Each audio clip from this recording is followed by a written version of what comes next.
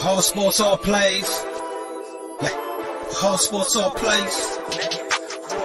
Whole sports all plays. 365, we making a plays. You talking the game, get you to the days. We're high in the court, the dime in the lane. Variety topics, living the same. All presentation, sports information. In the airways, taking the nation. All sport, all plays, like working your faces. Grace at the field, so tie the laces. Whole sports all plays.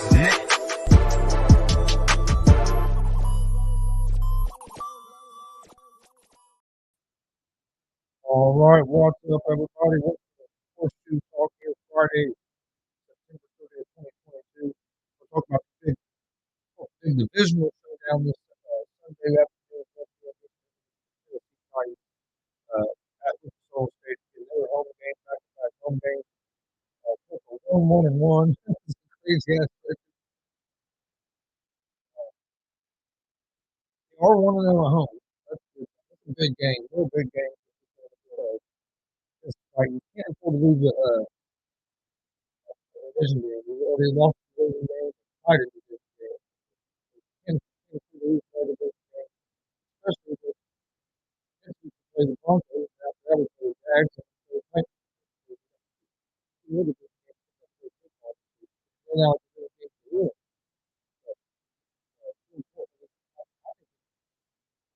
You almost have to win all three divisions. We have coming up. I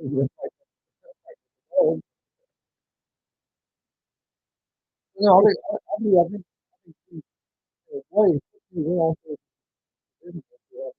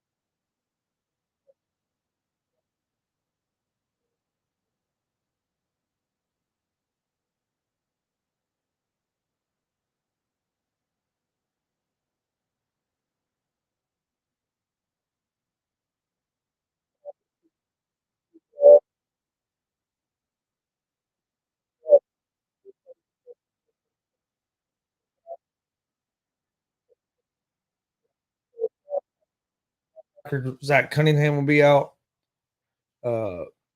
Safety Ugo Amandi is also out. And in questionable, they have a cornerback, Roger McCreary, wide receiver, Cody Hollister, and wide receiver, Kyle Phillips.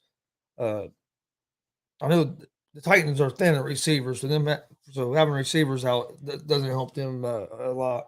I know Taylor for the Colts didn't practice the other day, but I think it was just more cautionary. Yeah, something to do with because the of a toe. Yeah, So I don't think that's going to be a big issue. Or at least I hope not. that's the first time he's missed a practice. Broke his streak. But for the Colts, we have Bernard Rainman, offensive tackle, is questionable. Julian Blackman, safety, is out. DeForest Buckner, questionable, which I think he's playing. And then Shaquille Leonard is questionable. It's I think he's going to play. It's a good sign that because usually on Fridays they've already ruled him out for Sunday. You know what I mean? Yeah.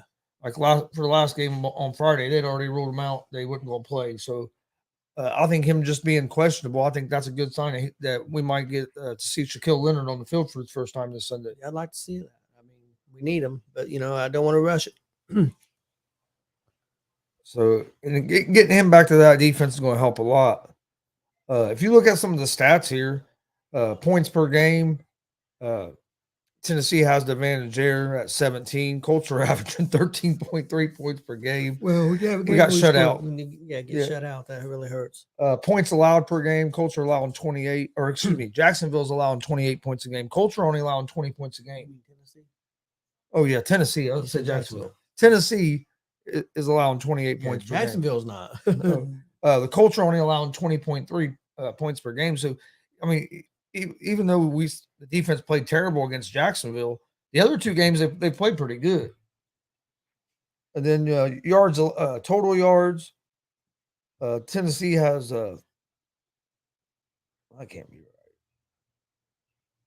Oh, okay, that's the yards allowed. Total yards allowed 311. We've allowed by the Titans. We've allowed 360. But yards passing, or no, that is total yards. That don't sound right. It says total yards for the total yards 311 yards for Tennessee and 360 for the Colts. Yards passing 217 for the Titans, 256 for the Colts. I think that's passing. Yeah, that's what that's saying. That's weird. There's no way. That's right. There's no way. Yards allowed, they're saying we've only allowed 322 yards for the season. I think that's the average, Chris. I think so. That's the average. That has to be the average. That's the average. That's not. But let's get to the passing yards and stuff here by Tannehill and Ryan. At quarterback, the numbers are pretty similar, to be honest. Tannehill's 50 of 80 for 647 yards on the season. So yeah, those other ones had to be average. That's why it had me messed up. So there's no way that could. So that means the Colts are averaging 256 yards passing, 104 yards rushing a game. Titans are averaging 217 yards passing and 94 yards rushing. Colts are averaging giving up 322 yards a game. They average giving up 245 passing and 77 rushing. Pretty good against the rush. The Titans are averaging giving up 415 yards a game, 270 yards passing, and 145 yards rushing. So Tennessee's run defense has not been been great this year. So hopefully we can get this will be a game we can get Jonathan Taylor back going again. Last two games he hasn't done a whole. I mean, hasn't been real effective. First game he had a hell of a game, but and some of that is the offensive line, and some of that is also we got shut out that second game against Jacksonville, and we didn't have no receivers that game, so they knew that they keyed on the run. Yeah, not that we have the greatest receiving core, but if you don't have Pittman out there, they're going to key on the run big time because, he's our biggest threat. Excuse me. So hopefully if the Colts can get their run game going, and especially if they can stop Henry, I think that'd be a great recipe for success for the Indianapolis Colts to pick up a big win. How many yards do you say Tennessee was giving up rushing? They're averaging giving up rushing 145 yards a game. So that definitely plays to our strength. Yeah, so. And we've been good against the run so far. Yeah, we're averaging 77, but we haven't faced as good as running back as. Yeah, that's true. That's true. But like I said, Henry hasn't been able to get going this year either. That don't mean that being said, Jacksonville's running back Robinson is having a good year. We held him down pretty good, but he's really doing well since then. So I mean, Yeah. It's going to be a big challenge. I mean, Derrick Henry's a totally different animal because he's so much bigger than most running backs. yeah, Kansas City's not known for running; they're known for passing. Yeah. Tennessee's more known for running, so it'll be a good test. And like I said, as long as we can keep him even if he gets 100 yards, that's not going to kill us. But if he gets 150, 160, 200, he's had 200 yards on us before. Yeah. We can't allow that, and I don't think we will. I think our defense will play pretty well. Oh, okay. What is that? That's the sun. I was trying to figure out what that. Oh, okay. Streak on the shirts. The sun going like. But Tannehill, 50 of 80 for 647 yards with 3 touchdowns and 3 interceptions on the season. Matt Ryan for the Colts has 75 for 117 for 769 yards with 3 touchdowns and 4 interceptions. So their numbers are pretty similar. Ryan had this thrown for a little bit more yards.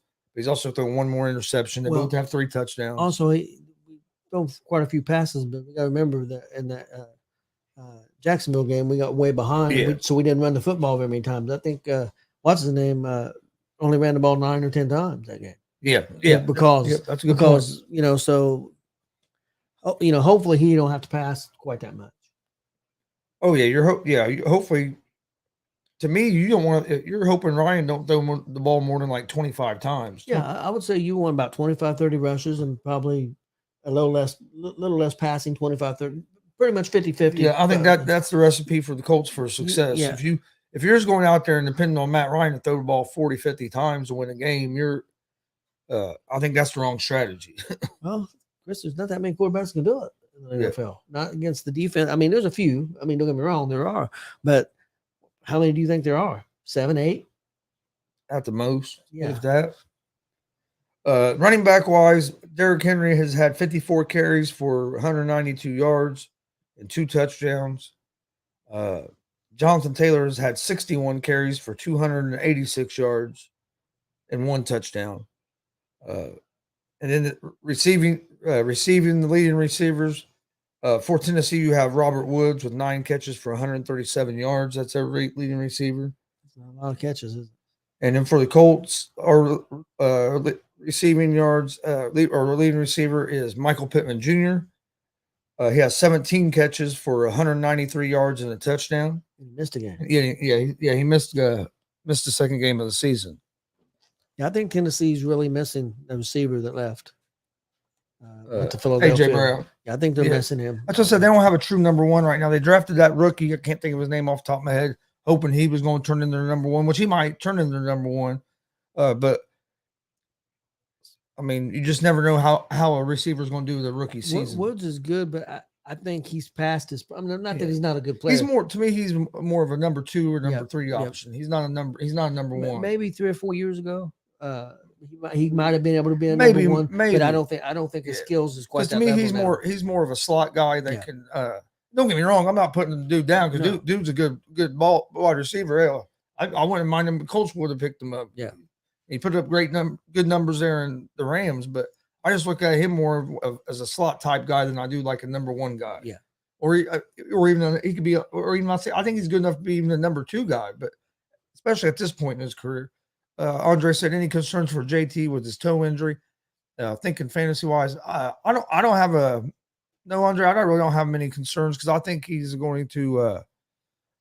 I think he's fine. I think they just set out that day because he only missed 1 day, and I think he was right back at practice. Yep. I think it was just more of a precautionary thing. If he plays, I think he'll be fine. If he's playing, he'll be good because I don't think they would take a chance with him. If they thought that was going to be a nagging injury, I think they would set him.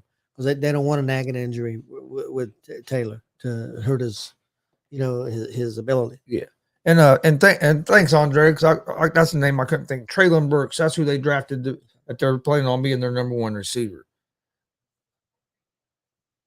I couldn't remember the guy's name, but when they traded Brown, they drafted him, which I think he's going to be good, but it just takes time sometimes. Not everybody, not all these receivers can come in and just have a great start their first year.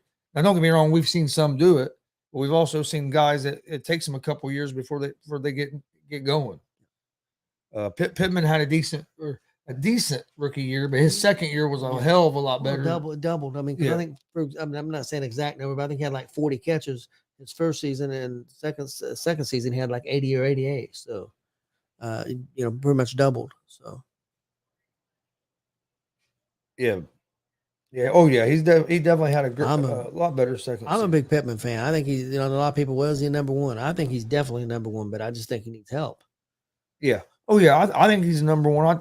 If we can get a solid number two on the other side, I think we could have a pretty good receiving core. Yep. That's what we're really missing, and I think we're missing a tight end. But I think we have I think we might have one on our roster, out of either the couple rookies we have with Jelani Woods. Yep. I think he could turn into a big weapon for us, and in an Ogletree, Yep. which got hurt in the preseason, and is out for the year. I think he was really going to be the Colts' feature tight end this year, and then he got hurt. But Mo Alley Cox has been I hate to say it, but he's been disappointing. He's so damn athletic. You would think he'd be a hell of a tight end, but it just hasn't materialized. Yeah. Especially this season, he's off to a real slow start. Yeah, he has. I was hoping for a little faster start, but yeah, he's hopefully pick up.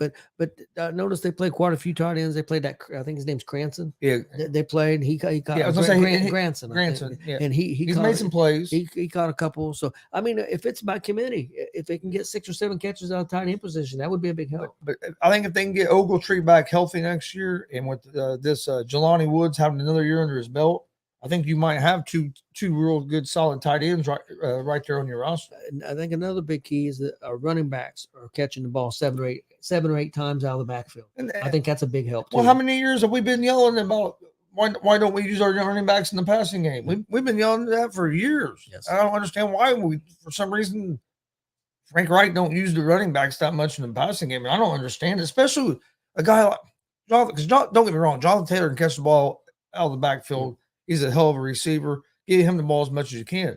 But you also have a guy like Nyheim Hines that's great in space. You get him the ball out in space, he can make guys miss. Well, he's so fast. And we never get him out in space and get him the ball. And going back to Taylor, how hard is he to bring down? Yeah. So if he gets in space with 3 or 4 yards in front of him, he's going to be hard to bring down. Well, yeah, he breaks the first tackle more than he don't. Yeah, if they don't get him in the backfield, they don't. I mean, when he hits the line of scrimmage, they're not going to stop him there. If he gets to the line of scrimmage, he's going to go on. Now, every now and then they'll catch him in the backfield. We just don't get no block. But he don't have many negative plays. No. I mean, he's picking up something. And Hines, I think that he's a weapon we don't use right. He has all kinds of ability, and he's shown it. He's shown that he can catch the ball. He can run the ball out of the backfield too. I'm not saying he can't run the ball, but that's you get him out in space. Oh man, it's tough. I want Hines to get the ball more for a couple of reasons. One, I think he can be productive. The other thing is, I don't want to burn out Taylor. I mean, I know a lot of people say, well, let Taylor run the ball 30, 35 times. No, I think the magic sweet number is about 25 if at the most. And then more than Hines and some of the other guys have some carries where you're running the ball about 35. Yeah, because I mean, let Hines have 10 carries or something like that. He carries 10 to 15. He carries the ball 35 times a game for 2 or 3 years. His career will be over. Well, look what everybody's been talking about Derrick Henry this year. Is he starting to slow down now? Or all them carries finally catching up? He had a good game the last game. The first 2, you know what I mean? Everybody's asking, are them carries finally catching up with you? And running backs have a short lifespan anyway. Well, and like you said, though, the wide receivers, their leading receivers got 9 catches. So nobody's catching the ball. So you're going to stack the box. You're going to put 8 in the box. And I don't know what they were thinking getting rid of their number one receiver. Well, I think they were hoping this guy would be. But how often does that happen? I don't know. Yeah, I was surprised when they got rid of Brown too. And Brown's been killing it in Philadelphia. Dallas is still waiting for CeCe Lamb. And I'm not saying he won't, but CeCe Lamb's a heck of a receiver, but he's not. They want him to be his number one. I think he's going to be the number one, but it took a couple of years. Yeah, he had a good game, and I don't think that guy's. I'll be straight up honest with you. I've never heard of that guy you're talking about with Tennessee. I don't Burks, think. I think he could be better than Lamb. Honestly, you think really? Eventually, I think he could. Yeah, but coming into the league, yeah. CD was probably, I think, a little more prepared coming in, but I think Treylon Burks has a higher upside. What are you doing? And I think that's one thing Colts are going to have to address. A couple things we're going to have to address in the offseason. One is if at quarterback? Is Matt Ryan coming back, or we moving on? Well, and then the other thing we're gonna have to address is we got to get some weapons. I mean, we got to get some weapons. We got to get another receiver. I'll make a prediction. If Ryan's not there next year, I think the guy who's the third string quarterback right now will be our quarterback. Oh, you think they might give Ellinger a shot? Yeah. I know they're high on Ellinger. I think so. I know he played real well in the preseason. I know the Colts are high on him. That's why they've kept him around. I think they'd keep Foles. Foles is the backup, and they'd give Ellinger an opportunity. It'd be interesting because who do you go after? Unless you're going to make a move to try to get up in the top five picks to get like Stroud or one of them guys. I mean, yeah. Unless you're going to trade away some draft picks, you're going to bring Garoppolo in if he's available. That's what I mean. I don't think I'm not putting Garoppolo down. I like Garoppolo, but I don't think that's a big. Yeah, to me, if you're going to move on from Ryan after this season, don't go and get another old recycled quarterback. Go either give Ellinger a chance or try to move up in the draft and get a quarterback. Put the money out there and go after Lamar Jackson. Or see, I know some people think that you might be able to get him in a trade or something. What do you think about? Well, yeah, I'd be fine. But Lamar Jackson contract's up, isn't it? Well, when his contract ends, though, they could franchise tag him. Okay. If they don't sign him, they can franchise tag him. They actually for the next 2 years. Could you imagine Lamar Jackson with Taylor as your running back? Oh yeah. If they tried to trade him or something, I'd go definitely would be all about Lamar coming in. Andre, go all in for Lamar. Yeah, I'm just saying. Yeah, if he's available, if he's available and you have a chance to get him, yeah, I'd be all for it. But other than getting a top guy like a Rodgers, but he's older, but one of the top 3 or 4 quarterbacks.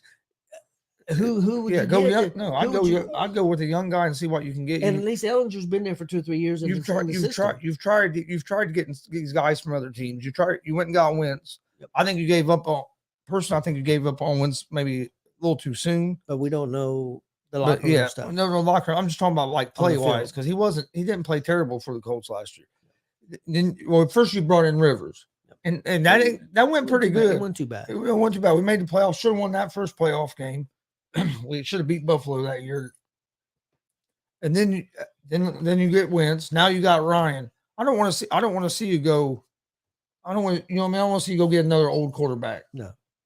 Well, hopefully everything works out and he plays another year or two. Yeah. But I mean, if we don't, and if you don't believe in Ellinger, either try to make a trade for like a Lamar or try to move up in the draft and get like a CJ Stroud or one of these other top quarterbacks. So my opinion is if you believe in Ellinger and things don't work out with Ryan, or if he decides to, hey, I'm done, you put Ellinger in there, you go out and get another really good wide receiver. I mean, a good wide receiver, a true number 2, maybe a 1A, 1B type situation. If you strengthen up that wide receiver position, because I think we're good. We got some good young tight ends. Well, I was gonna say that's the thing we have to do. No matter if we go get a young quarterback, we're going to have to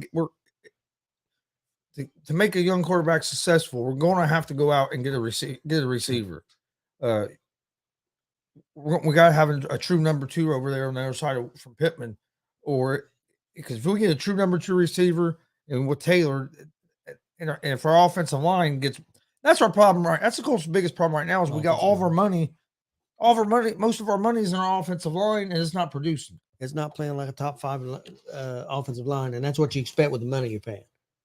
Yeah, and it's because we're missing Costanzo. I know Costanzo wasn't the best left tackle in the NFL, but he was solid. He was solid. He was decent. I think we're missing him. And then I hate to say it because he played here in our hometown at Ball State, but Penner hasn't looked like he's ready to be the number 1 guy at tackle on the right side.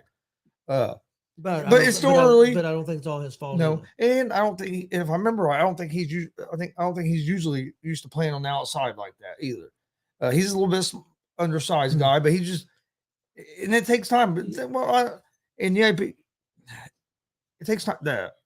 If you're missing pieces in your offensive line, or you add a couple new pieces to your offensive line, it takes time for them all to get on the same page That's and gel some. So that's where I think the Colts might get better, just like the Bengals. I think they're going to get better. I think their offense is going to get better as the season goes on because as that offensive line gets more cohesive. They only brought one guy back from last year. Yeah. Everybody else is brand new, and one of them's a rookie. So I mean, now they're 2-2, and the offensive line played better last night. Not still where they need to be, but they was better than. But look, they gave him time to throw, and look what he done. Yeah, when he had time to throw, he one thing I did like though, when he didn't have time to throw, he was throwing the ball when nobody else could get it. You got to get the ball out of your hands quicker.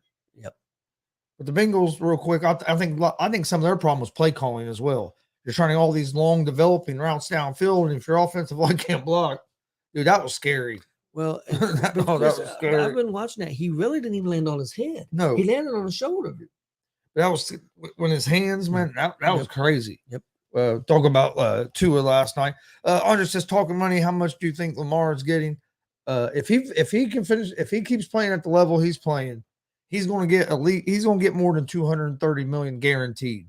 That's why he hadn't signed the contract yet, because he wanted at least what Lamar Deshaun Watson got, and Baltimore was offering him like $260 million, but like 169 guaranteed.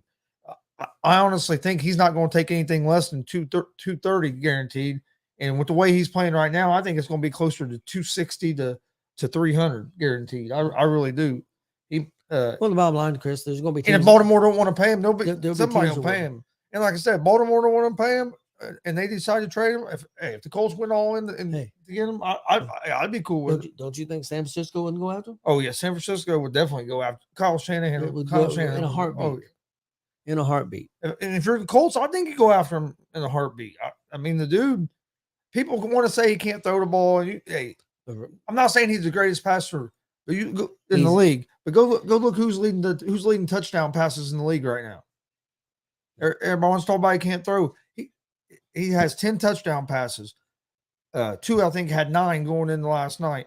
Everybody wants to talk about how great Tua is. You look at their numbers. Tua's numbers aren't even close to Lamar Jackson. No. But we want to talk about how great Tua is throwing the ball because he has Hill and Waddle. Yeah. Who's Lamar Jackson to have in Baltimore? He has no receivers. Tight end. He has a tight end, Mark Andrews. That's good. Other than that, one of the better tight ends in the league. You give Lamar Jackson number 1 receiver with that tight end they have. Yeah, it'd be trouble. You give him a guy like Justin Jefferson or Jalen Watt or somebody like that. Even take a guy like Pittman. Pittman would be a big upgrade to what he's got. Oh yeah. Be a huge upgrade. And Baltimore needs they need to get the running back position figured out. Dobbins not being able to stay healthy really hurts them. I didn't understand Baltimore not trying to get more running backs, and I didn't understand Buffalo not trying to get better running backs. But yeah, the Colts defense is going to have to play like they did last week. Play physical. Set the tone early. You set the tone early that they're not going to be able to run the ball, especially if we can stop them from scoring on their first drive. If they get the ball first, stop the run, make them punt, and then go score and get a lead. Yep. And set that tone early. They can't run the balls and make them one dimensional. Make it get out to a lead where they have to throw the ball. And I think that's our best chance of winning is because take Derrick Henry out of the game. Yeah. Oh, I agree. And look what we did against Kansas City, who's a passing team. We shut them down. And people say, well, yeah, but they hurt themselves. Yeah, but the defense playing like that caused him to make some of those decisions that they made. I'm not saying it was the smartest decision to try to fake a field goal. I don't understand that. But yeah, I don't understand if you have one of the best quarterbacks in the league, and if you're going to go on for fourth down and throw the ball, why in the hell wouldn't you let your quarterback throw the ball? I don't understand that. If I was Mahomes, that would be upset about that. I mean, yeah. And then people trying to say that's a dirty that was a dirty play by that Bengals player last night because he slung them down. What's he supposed to do? I think one thing the way the tackle was, the way it was awkward, the way that they hit, and he was just trying to pull him down. What helps him there is that defender, defense player was on his butt when he brought him down. Now, if he'd have been standing up and picked him up, if he'd picked him up and slammed him, but he wasn't. Or if he had pulled him down and landed on top of him, but No, I don't. the defender was just trying to pull him down. He wasn't trying to do nothing. Guys, it's tackle football. You know, you. Well, that's what we were saying earlier on the afternoon show when we was talking. Like, you can.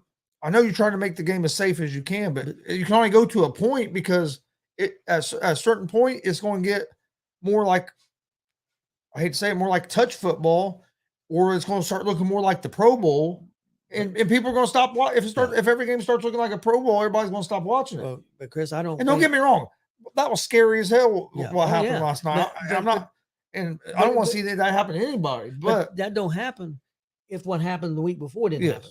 That he got a concussion a week ago. Okay, they and another thing people have to realize is they're all talking about player safety, and NFL's done better about player safety, and we need player safety. But yes, these guys make a lot of money, but they make a lot of money because they're playing a dangerous game. They're getting compensated for it. So don't get me wrong, I hate to see anybody get hurt, but they know the risk when they sign up to play in the league. They know there's a chance you can get hurt, but you're getting the money that they get paid. They feel like is worth that risk. Yeah. And like I said, I don't want anybody to get hurt, but it's going to happen. And even if you try to play touch, you're still going to have guys that's going to blow ACLs and stuff like that. You might not have as many injuries. You're still going to have some injuries. You might not have as many head injuries, but you're not going to have people watch it and all that other stuff. I hate it. I mean, I know some people ain't going to like the statement, but as humans, people like watching brutality. People like watching violence, people fighting or hard hits. UFC, boxing. Well, even in the NFL, when back in the day, when did the crowd? Just think about when a crowd would go crazy when a guy would almost get his head knocked off. Yep. Now you hit a guy like that, it's a penalty. But and I'm not even talking. Hell, you can hit a guy with your shoulder sometimes, Dad, and get a penalty now. Yep. Hell, back then they didn't care if you were in a defensive position trying to catch the ball. You get killed. The guy hit you up top and down low. I understand why you can't do that now, but they've run rules in and they've tried to make it better, and I agree they should have, but there's only so much you can do. Yeah, it's limited. And no matter what you do, there's going to be injuries. And in the head thing, it's just the way football is because automatically them guys lead with their heads. I mean, so no matter how much you take out, how much you try, there's still going to be some head contact. Yep. And I don't want, like I said, I don't want to see nobody hurt. I don't want to see none of these guys when they get old not be able to function either. But also, I ain't going to lie, I'm not going to feel sorry for the guy either because, and I don't blame because, like I said, they know what they're signing up for, and they're getting compensated well for it. And I don't blame Tua. People's going to say, "Well, Tua should have known." I'm not going to blame Tua. He's getting paid a lot of money. He wants to be on the field. He'd do anything to be on the field. That's an athlete. And the other thing about that, you want to be on the field because if you're not on the field, there's a good chance somebody might take your job.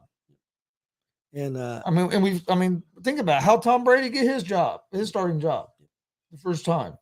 Drew Bledsoe got hurt. Yep. Dak Prescott, how did he get his starting job? Tony Romo got hurt.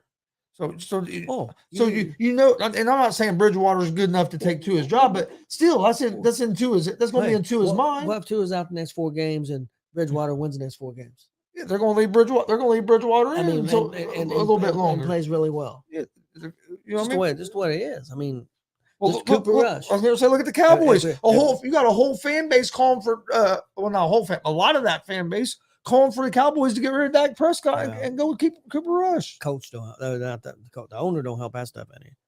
Some of his statements, but I understand if Cooper Rush, if Dak stays out the next 2 or 3 weeks and Cooper Rush wins those games, they're going to keep him in there. And why do you think Dak was trying to come back this week? Yeah, Dak wants to come back now. But now they're saying maybe next week, but he wanted to come back. He wanted to come back this week. Hey, I think next week's still too soon. I wouldn't rush it. Stay out the 6 to 8 weeks that they said. With that defense that they've got, don't rush it. I wouldn't. Because that defense is dangerous, man. They have a good. Micah Parsons is dude's a beast. And what if Lawrence gets going? Lawrence really hadn't did anything, but if Lawrence got going, the 1-2 punch they could have there with that defense. Oh yeah. No, I agree. But the Colts have a. You get Shaquille Leonard back on that defense. Yep. That's what people forget. We're missing our best defensive player. Yep. So that's going to help that defense as well. And he's finally healthy too. So well, I mean, I know he's not playing, but he's going to be healthier when he comes back. He's going to be the healthiest he's been since his rookie year. He's been playing on a bad ankle, and look at the numbers he's put up on a bad ankle. Just think what he could do healthy. I mean, to me, he's the best linebacker in the league. You add him back, that's going. And look how our defense played last week. If we can play like that without Leonard, and you add him to there, and then they can get consistent, man, that could really change the Colts team. And then if we get our offensive line going, I think we'd be a tough team to beat, because if we give Matt Ryan time, I think he can move the ball down the field and score some points with the receivers that we do have with Pittman, and then maybe that Stray Connor will keep stepping up. Like to see that Jelani Woods keep stepping up, get in the offensive line, get going, get Taylor the ball, and the Colts could be a tough team. I mean, with the talent they're good enough to play with about anybody when they're all cylinders. I think they proved that against Kansas City. I mean, a lot of people think Kansas City is one of the best football teams in the league, and we beat them. So I mean, we just got to be consistent and play well on both sides of the ball consistently, and win a lot of games. And I think they're capable of doing it. Get in the playoffs and see what happens. The Titans are 1-2 on the season. Their 1 wins against the Raiders, who's 0-3. The Raiders have kind of fell apart. They got smoked by Buffalo 41-7, and then they lost to the Giants 21-20. That was a crazy comeback game by the Giants. Of course, Colts are 1-1 with a win over Kansas City, shutout loss to Jacksonville, and then a tie to open the season up against Houston. I mean, the Colts could very easily be 2-1, because we should have won that Texans game. We fell apart in the second half and let that become a tie. So we should have won that game. I can't sit here and say we should have won the Jacksonville game because we didn't score a damn point. So I'm not going to say that that we should have won that game because hey, we got our asses kicked. Both sides of the ball. Now, do I think we'll play them better next time, and do I think we could beat them? I think we have it. I see a way we could beat them. I'm not saying we're going to, because they're a good team too, but I think we could beat. I don't think Jacksonville's unbeatable, but I think the Colts can beat them. But that first game, they outplayed us. They kicked our ass, so I'm not going to take nothing away from them. So I mean, we very easily could be 2-1.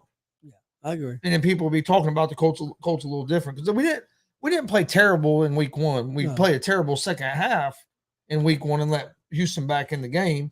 And then we started playing a little better again, but then we ran out of time. Rodrigo Blankenship killed us. Actually, we played real good. With some missed field goals. We got back in the game and tied it in the fourth quarter. And we missed field goals. And we played terrible. Out of bounds. Our defense played terrible in the third quarter of that game. Yeah. Well, like Andre said, going into the season, Colts was his dark horse team. And I still think the Colts are going to have a good year. I'm still sticking with the Colts are going to win the AFC South I predicted at the beginning of the season. But this game here is a big game. Like I said, because 3 of your next, counting them Sunday, 3 of your next 4 games are division games. You've already played 2 division games. That only leaves 1 more division game left. So you really can't afford to lose any more division games. No. If you lose this, you lose this division game. And the best you could do is basically split your division games. And then you have to beat Jacksonville. Well, we got Jacksonville home and Texans home next game. We need to win both those games, which would help tremendously. And we go to Tennessee here in a couple weeks. But no, hopefully we get a big win this Sunday. Horseshoe Talk will be doing a live watch along Sunday at 1 p.m. Eastern for the game. So if you're watching the game and you want to talk some football during the game, come hang with us. We'll be covering the Colts and Titans Sunday 1 p.m. Eastern. Hopefully a big Colts win. Last weekend they won. The weekend that we couldn't do a watch along, they won. So hopefully they play good this week. I hope so. Look at Dave Orlowski running out of bounds. He was happy. That dude was happy as hell when Garoppolo stepped out of bounds the other night. Yeah. It's like, I'm not the only one anymore. Some big UFC cards coming up here real soon too, so I'm ready for that. But you got anything else before we get out of here for tonight? No. All right. Hopefully we watch a big Colts win on Sunday. Like I said, 1 p.m. Eastern, we'll be live with the watch along. Don't forget, big wrestling show tomorrow, 7 p.m. Eastern. Got a big show tonight. Yep. 7 p.m. Eastern, featuring Mick Foley, WWE Hall of Famer, the hardcore legend. He'll be there. Who knows what he's going to do? Then you're also going to have WWE legend, the Boogeyman will be there. He's going to be in action. So come join us tomorrow night, 7 p.m. Eastern, live on YouTube, Facebook, and Twitch at Gonzo Sports Room, and also YouTube, Facebook, and Twitch at the All Sports All Plays Network. And then also tonight, 11 p.m. Eastern, we have Gonzo and the Judge Sports Talk. Come join us for that. We'll talk last night's Thursday night football game, and then we'll look ahead and give out our picks for all the NFL games on this Sunday. So come join us tonight, 11 p.m. Eastern, for Gonzo and the Judge Sports Talk. And that show's live on YouTube, Facebook, and Twitch at Gonzo Sports Room, and also live on YouTube, Facebook, and Twitch at the All Sports All Plays Network. Also, please hit that subscribe button on the YouTube page at Gonzo Sports Room. We greatly appreciate it. Also, hit the subscribe button on the YouTube page at the All Sports All Plays Network as well. Like and follow us on Facebook, Twitter, Instagram. That's where we post all of our information about all of our shows at Gonzo Sports Room. And like I said, we got big weekend of sports coming up this weekend. Actually, we got pro wrestling shows basically next 3 weeks. Next 3 weekends. Or no. Next 4 weekends. Yep. Yeah, we got pro wrestling every week, live pro wrestling every weekend this month. This is going to be a busy October. So come join us. Already have a couple interviews are getting scheduled and lined up as well. So October is going to be a busy month. So make sure you join us for that. But thanks for joining us today for some Indianapolis Colts talk. Hope to see you guys Sunday for the watch along for the Colts and Titans. Have a great weekend. If we don't see you on Sunday, join us Monday at 6 p.m. Eastern for another episode of Horseshoe Talk. Don't forget, Horseshoe Talk is live Mondays and Fridays at 6 p.m. Eastern. And then we also usually do watch-alongs for the Colts games on Sunday. But everybody have a great weekend, and we will see you guys either on Sunday or Monday for some more Horseshoe Talk. Whole sports all plays. Yeah. Whole sports all plays. Whole sports all plays. 365, we making a plays. We talking the game, get you through the days. We're high in the court, the dime in the lane. Variety topics, living the same. All presentation, sports information. In the airways, taking the nation. All sport, all plays, like working your faces. Grace at the field, so tie the laces. Whole sports all plays.